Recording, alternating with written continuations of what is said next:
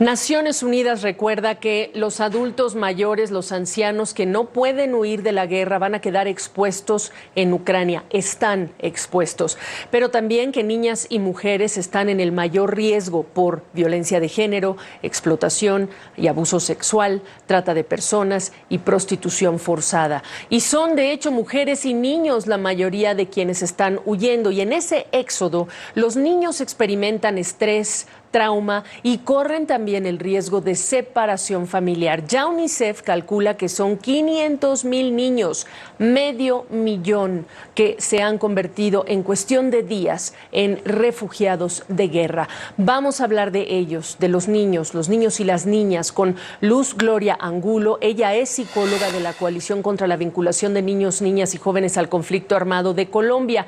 En tu experiencia, Luz Gloria, bienvenida. Déjame lo planteo así. Los niños están en el mundo de los adultos y en ese mundo hay una guerra. Háblame del desafío emocional que les representa despojarlos de lo que les conectaba al mundo, empezando por sus padres si se quedan a luchar o a pelear en esta guerra, la casa en la que vivían, la escuela, toda la vida que conocían. Claro que sí, muchas gracias por la oportunidad de conversar sobre las niñas, niños y adolescentes, una población generalmente invisibilizada cuando se habla de conflictos. Por lo general, cuando hablamos de impactos psicosociales, hablamos de impactos en tres niveles. Uno tiene que ver con las afectaciones individuales, ¿verdad? Las físicas, el hambre, la desnutrición, los impactos de la ola invernal, las secuelas físicas en los niños heridos. Pero otras de las afectaciones tienen que ver con las psicológicas, como el miedo, la desconfianza, la angustia de no comprender qué pasa, que se evidencia, entre otras cosas, por ejemplo, en pesadillas recurrentes, en que los niños cambian sus formas de relacionamiento habituales y en casos de mayor complejidad podrían generarse, como ya lo dijiste, duelos no resueltos y traumas a largo plazo.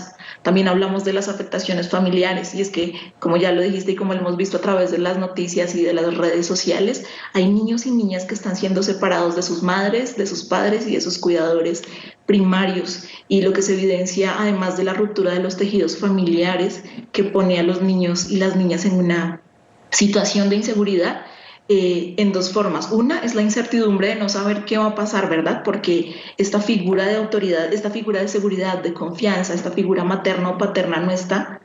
Pero además de esta sensación de pérdida, de abandono que pudieran tener las niñas y los niños, los pone en una situación de riesgo frente a conductas como abusos sexuales, explotación e incluso trata o tráfico por parte de terceros.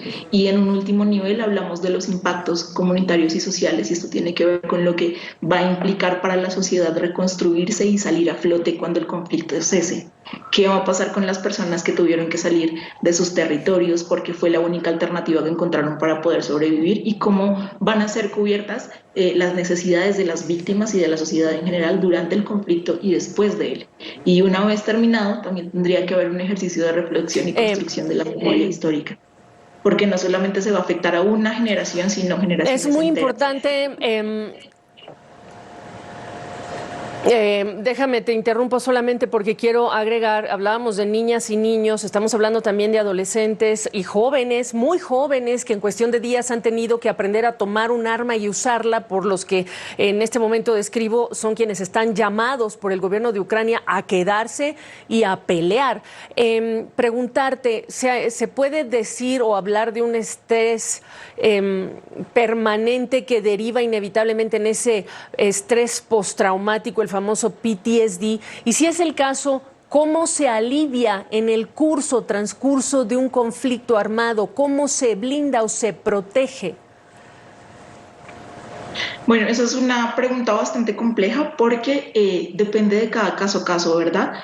Sobre todo creo que lo más importante es garantizar cierto nivel de acompañamiento a estos niños, niñas y adolescentes, porque parte de lo que implica que tengan que tener en sus manos un arma y tengan que enfrentarse a otro es cosas como la pérdida de identidad, la pérdida un poco, el contraste entre las creencias de lo que ellos saben que es bueno y que es malo con lo que tienen que hacer.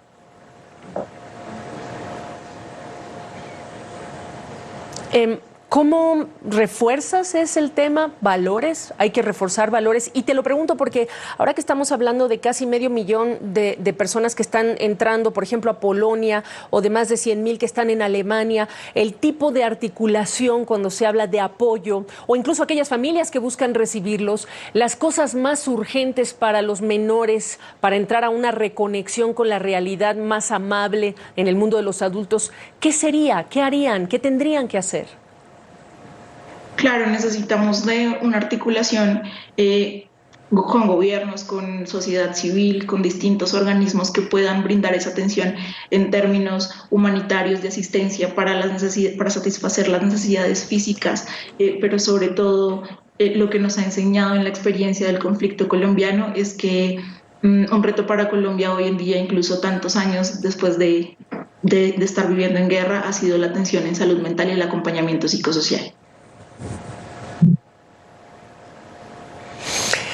Y de todo esto lo que también rescatamos es que hay que recordar que venimos de una pandemia que nos ha traído una cantidad de desafíos emocionales y psicológicos y ahora estamos hablando de estas poblaciones afectadas de una guerra, ese nuevo desafío. Luz Gloria Angulo, gracias por la oportunidad de tu conocimiento. Muchísimas gracias.